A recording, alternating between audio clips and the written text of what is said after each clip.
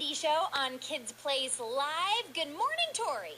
Good morning, Mindy. So, Tori, you live in an apartment that is part of a very historic house, an old house in Washington, D.C., right? Yes. And how old would you say your apartment and the home that it is located in, how old would you say it is? Well, I know for a fact that this historic neighborhood dates back to at least 1900, if not before. So this house, it's an old Washington, D.C. row house, and there's blocks and blocks and blocks of them. It's got to be at least 100 years old. 100 years of people living in this house. So just think about, you have lots of laughter and maybe some tears since your broken ankle and lots of memories that you're making in that apartment. And just think of all of the families that have made memories in that same space before you. Are you telling me that I might have ghosts? No, you definitely do have ghosts in your house. You don't. What? You don't have ghosts in your house. I don't think so. I don't know. I can't say for sure either way. I'll ask them.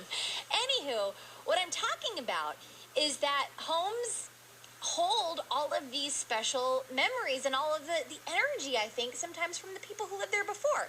Well, I have got a story for you.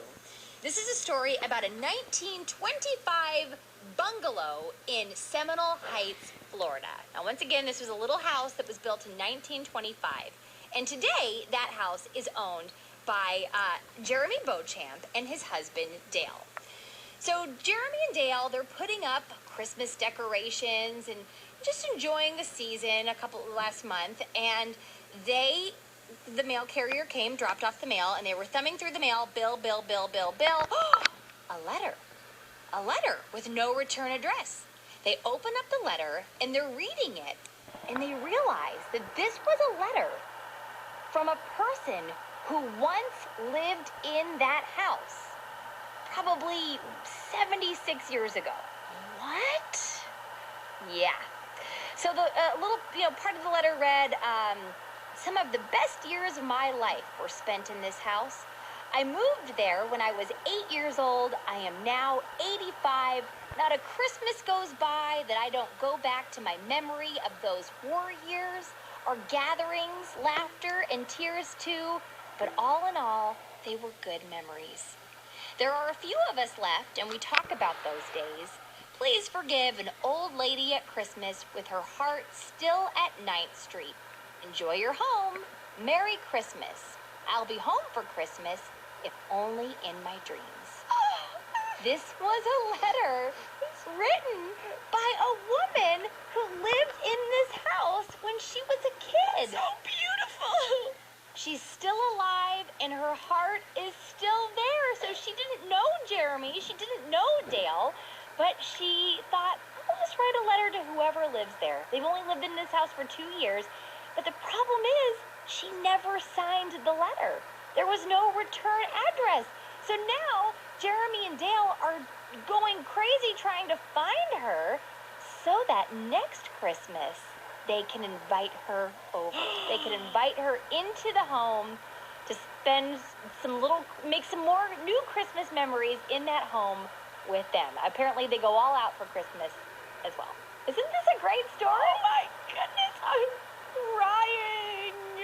So I told you a couple of years ago, maybe a year and a half ago, 2 years ago, my grandparents, I have really, really good memories of going to visit my grandparents in Detroit, Michigan.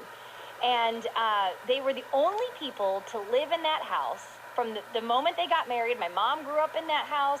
And then when my grandfather died and my grandmother had to go into assisted living, that was when they left the house. And a woman named Gloria bought the house. And so we were visiting that area a couple of years ago, and I wanted to just drive by the house just to see it because I love that house. I have so many good memories there. And we drove past it, and I said, you know what, there's a car in the driveway. I'm going to go knock on the door. I want to meet the woman who lives there.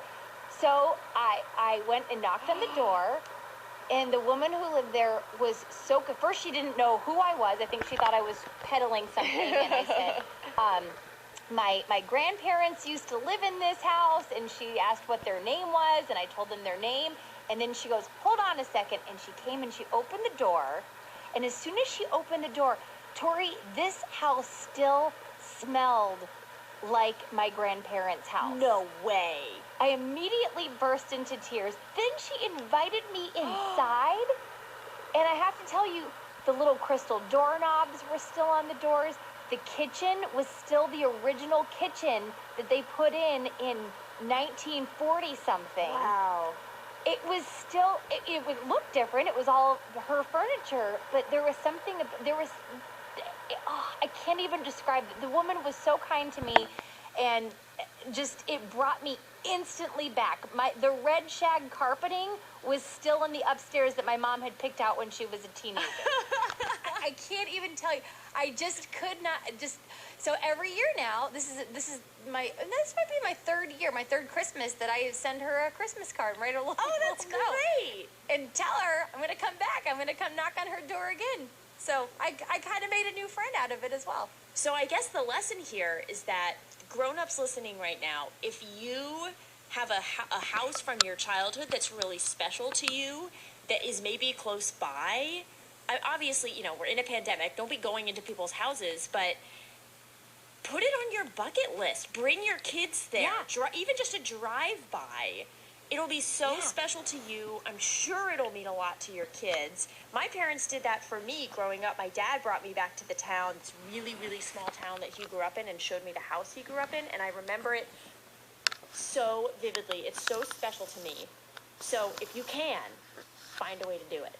So Jeremy, Beauchamp, and Dale, I hope that you find this woman who wrote you the letter, and that next year we get an update that you have made some Christmas memories together.